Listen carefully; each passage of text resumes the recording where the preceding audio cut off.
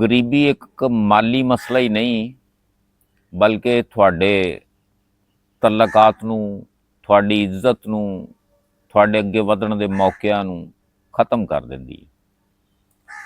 ਦੂਸਰੀ ਗੱਲ ਹੈ ਕਿ ਆਪਣੇ ਆਪ 'ਤੇ ਪੱਕਾ ਯਕੀਨ ਹੋਵੇ ਤੇ ਤੁਸੀਂ ਵੱਡੀ ਤੋਂ ਵੱਡੀ ਮੁਸ਼ਕਲ ਦੇ ਨਾਲ ਵੀ ਲੜ ਸਕਦੇ ਜੇ। ਜ਼ਿੰਦਗੀ ਵਿੱਚ ਦੋ ਹਸਤੀਆਂ ਦਾ ਖਾਸ ਖਿਆਲ ਰੱਖਿਆ ਕਰੋ।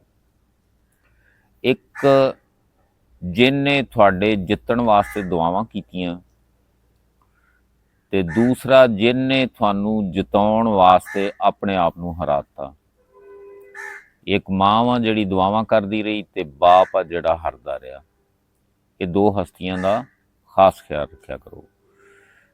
ਤੇ ਚੌਥੀ ਗੱਲ ਇਹ ਹੈਗੀ ਆ ਕਿ ਹਰ ਰੋਜ਼ ਇੱਕ ਛੋਟੀ ਜਿਹੀ ਐਸੀ ਨੇਕੀ ਕਰਿਆ ਕਰੋ ਕਿ ਜਿਹੜੀ ਤੁਹਾਨੂੰ ਤੇ ਤੁਹਾਡੇ ਰੱਬ ਨੂੰ ਪਤਾ ਹੋਵੇ।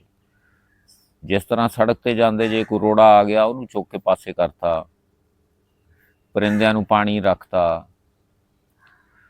ਜਾਂ ਕੋਈ ਹੋਰ ਕੋਈ ਛਾਪਾ ਕੋਈ ਟੋਇਆ ਟਿੱਬਾ ਰਾਹ 'ਚ ਆ ਗਿਆ, ਕੋਈ ਹੋਰ ਮਸਲਾ ਮਸਾਇਲ ਇਸ ਕਿਸਮ ਦੇ ਜਿਹੜੇ ਹੈਗੇ ਆ, ਜਿਹੜੇ ਤੂੰ ਦੇਖਦਾ ਤੇ ਤੇਰਾ ਰੱਬ ਦੇਖਦਾ, ਜਾਂ ਉਹ ਜਿਹੜਾ ਤੂੰ ਕੰਮ ਕਰਦਾ ਉਸ ਕੰਮ ਦਾ ਤੈਨੂੰ ਪਤਾ।